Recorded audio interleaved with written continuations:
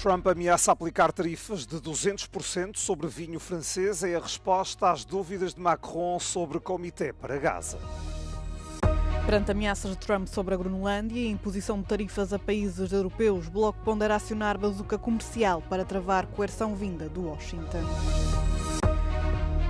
Mais de 2.000 pessoas protestam em Zurique contra a participação de Donald Trump no Fórum Económico Mundial em Davos. Forças israelitas demoliram a sede da Agência de Assistência aos Refugiados da Palestina em Jerusalém Oriental. A ONU diz que este é um ataque sem precedentes. Ativistas dizem que o número de mortes na repressão dos protestos no Irão já ultrapassa as 4.000.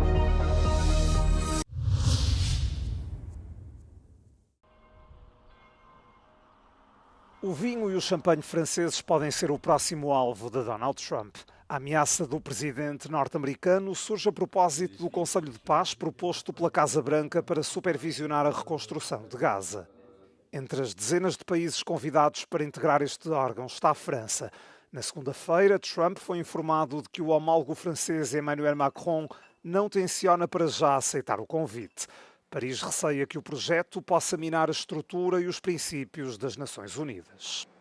I'll do is if they feel like Costco, I'll put a 200% tariff on his wines and champagnes, and he'll join. But he doesn't have to join. If he said that, you're probably giving it to me a little bit differently. But if he actually did say that, but as you know, he's going to be out of office in a few months. Entretanto, Trump publicou na plataforma Truth Social uma mensagem privada que lhe foi enviada por Macron.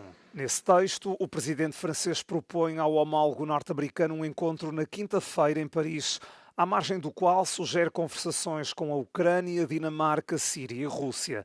Macron escreveu ainda que não entende os planos de Trump para a Groenlândia. O discurso cada vez mais hostil de Washington sobre a Groenlândia levou algumas capitais da União Europeia a considerarem o uso de um poder económico relativamente novo e nunca utilizado. O ainda não testado instrumento anti-coerção, uma lei que entrou em vigor no final de dezembro de 2023, oferece ao Bloco um mecanismo para uma resposta coletiva para lidar com países que restringem o comércio de forma a tentar forçar uma mudança nas políticas europeias. Isto surge depois de Trump ter prometido assumir o controle da Groenlândia e ameaçar impor tarifas a 8 aliados europeus a partir de 1 de fevereiro, devido à sua posição em defesa do território semi-autónomo. De acordo com o presidente dos Estados Unidos, a tarifa subiria para 25% em junho, caso os países continuassem a resistir. Em resposta, os ministros das Finanças de Alemanha e França, responsáveis pelas maiores economias do bloco, vieram a público dizer que não permitiriam que a chantagem económica fosse utilizada para os forçar a cumprir as exigências dos Estados Unidos. Se implementada, a lei europeia, conhecida como bazuca comercial, permitirá ao bloco bloquear o acesso à maior parte do mercado único, ignorando os tratados internacionais existentes. A retórica crescente de Trump abalou a Europa, com vários líderes a procurarem formas de lidar com a questão. Além dos problemas económicos, muitos alertam para o potencial risco de destruição da NATO. Mais de 2.000 pessoas saíram à rua na noite de segunda-feira em Zurique em protesto contra o presidente dos Estados Unidos, Donald Trump, e o Fórum Económico Mundial, que acontece por esta altura em Davos. Os manifestantes contestaram o que chamam de uma reunião de oligarcas, gritando que Trump não é bem-vindo ao país. A marcha ficou marcada por alguns momentos de tensão com a polícia. Foram lançados foguetes e bombas de fumo pelos manifestantes durante o protesto, com a polícia a responder com canhões de água, gás lacrimogéneo e balas de borracha para dispersar a multidão.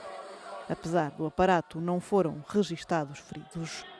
Além de Zurique, foram também registados protestos em Davos. No domingo, manifestantes mobilizaram-se para criticar a posição de Donald Trump sobre a Groenlândia e a concentração de riqueza nas mãos das elites globais. Na terça-feira, Israel levou a cabo uma ação para demolir a sede da Agência da ONU para os Refugiados Palestinianos em Jerusalém Oriental, território ocupado, com recursos a escavadoras. A ONU denunciou a ação, classificando-a como um ataque sem precedentes e considerando-a uma violação do direito internacional e dos privilégios e imunidades das Nações Unidas. Segundo o porta-voz da Agência de Assistência aos Refugiados da Palestina, Jonathan Fowler, as forças israelitas invadiram o complexo pouco depois das 7 da manhã, hora local, expulsando os seguranças antes de entrarem com as escavadoras. Fowler alertou que esta medida não deve ser tomada de ânimo leve pelas organizações não governamentais ou pela comunidade internacional, advertindo que o que aconteceu pode acontecer a qualquer outra ONG ou missão diplomática no futuro. O ministro israelita de Segurança Nacional, Itamar Ben-Gvir, visitou o local e celebrou o que designou um dia muito importante para a governação em Jerusalém. Denunciou a Agência para os Refugiados Palestinianos como uma organização que abriga e apoia o terrorismo. O atual governo israelita acusou repetidamente esta agência de dar cobertura aos membros do Hamas, mas nunca apresentou provas concretas que sustentem estas alegações. O presidente russo Vladimir Putin terá sido convidado a integrar o Conselho de Paz para Gaza, criado pelo presidente norte-americano Donald Trump, anunciou o Kremlin esta segunda-feira. Pelo menos 60 países foram convidados pela Casa Branca a integrar o Conselho por um valor de $1.000 milhões cada, com o objetivo de ajudar na reconstrução de Gaza. Embora alguns líderes mundiais tenham aceitado, muitos dizem que precisam de perceber o que é que a adesão implica. Да, действительно, президент Путин также получил по дипломатическим каналам приглашение войти в этот состав Совета мира. В настоящий момент мы изучаем все детали этого предложения, в том числе надеемся на контакты с американской стороной с тем, чтобы прояснить все нюансы. Chiaramente vale quello che ci siamo sempre detti, penso che l'Italia possa giocare un ruolo di primo piano nella costruzione del piano di pace e quindi siamo pronti a fare la nostra parte. At this stage we can confirm the receipt of the invitation. The President is in close contact with EU leaders on all geopolitical matters and discussions will continue on this topic. Israel está contra a criação deste comitê por parte de Trump. Diz que é prejudicial para as políticas seguidas pelo país. הגיעה העת להסביר לנשיא שהתוכנית שלו היא רעה למדינת ישראל ולבטל אותה. עזה היא שלנו, ועתידה ישפיע על עתידנו יותר מאשר על כל אחד אחר. A lista oficial de participantes deverá ser anunciada pelos Estados Unidos nos próximos dias. Na sexta-feira, Trump anunciou as primeiras nomeações para o Conselho, incluindo ele próprio como presidente, o ex-primeiro-ministro britânico Tony Blair e o secretário de Estado dos Estados Unidos, Marco Rubio. O número de vítimas mortais no âmbito da repressão aos protestos antigovernamentais por parte das autoridades iranianas já ultrapassa as 4.000. O balanço é feito pela agência de notícias dos ativistas pelos direitos humanos sediada nos Estados Unidos. A agência teme que este número venha a crescer à medida que novas informações cheguem ao estrangeiro de um país que continua a ser afetado por cortes de internet. As autoridades ainda não detalharam com precisão o número de mortos, mas o líder supremo do Irão reconheceu pela primeira vez no sábado a existência de vários milhares. A agência informou também que mais de 26.000 pessoas foram detidas, existindo o receio de que muitas delas sejam condenadas à morte. Os Estados Unidos têm estado atentos aos últimos desenvolvimentos e prometeram intervir caso Teherão continuasse a recorrer à força letal. O assassinato de manifestantes e a realização de execuções em massa são linhas vermelhas para Washington.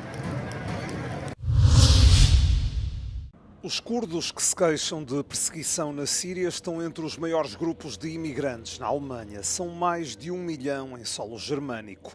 O principal representante desta comunidade no país chama ditador ao presidente sírio. Diz que Al-Shara deve estar preso e não em Berlim para visitas de Estado. Innerhalb von Syrien sind jetzt wieder 150.000 kurdische Zivilisten auf der Flucht. An unterschiedlichen Minderheitsgruppen gab es seit der Machtübernahme Massaker. Die sind alle dokumentiert von unterschiedlichen Menschenrechtsvereinen und Gruppen. Al-Shara möchte dort eine sunnitisch-islamistische Herrschaft errichten. Al-Shara, um ex-combatente da Al-Qaeda, está no poder na Síria há pouco mais de um ano após a queda de Bashar al-Assad. Desde então, os curdos dizem-se alvo de opressão e violência. Outras minorias, como os alauítas, cristãos e yazidis, também têm denunciado ataques do governo central. Überall sind dschihadistische Gruppen unterwegs, die diese Menschen abschlachten, umbringen und das auch noch offen zelebrieren, das offen feiern. Also sie machen das ja nicht mal versteckt, aber der Westen macht wieder einmal den Fehler, dass sie sich auf einen Islamisten einlässt. Centenas de pessoas da comunidade curda protestaram junto às portas de Brandemburgo contra a visita do presidente sírio à Alemanha. A reunião de Al-Sharra com o chanceler alemão, prevista para segunda-feira, foi adiada sem nova data definida. Mas isso não é suficiente para os manifestantes. Die Demonstranten fordern, dass Merz das Treffen komplett absagt. Doch dass das passiert, ist unwahrscheinlich. Denn inhaltlich soll es um die Rückführung syrischer Flüchtlinge gehen. Und für Merz war die Migration ein zentrales Wahlkampfthema. Laura Fleischmann aus Berlin für Euronews. A taxa de natalidade da China caiu para o nível mais baixo já registado no ano passado. Os dados oficiais mostram uma redução da população pelo quarto ano consecutivo. A população total em 2025 era de cerca de 1.400 milhões, 3 milhões a menos que no ano anterior. A crise demográfica acentuou-se depois de a taxa de natalidade ter baixado pela metade na última década, apesar do fim da política restritiva do filho único. As taxas de casamento estão também num nível historicamente baixo. Muitos casais jovens chineses adiam a decisão de ter filhos devido aos altos custos financeiros e às preocupações com a carreira profissional. O governo tentou inverter esta tendência com subsídios para creches, jardins de infância públicos gratuitos e o aumento de impostos sobre contraceptivos. Os jovens na China, em grande parte, ignoraram essas medidas, consideram que não são suficientes para resolver o problema.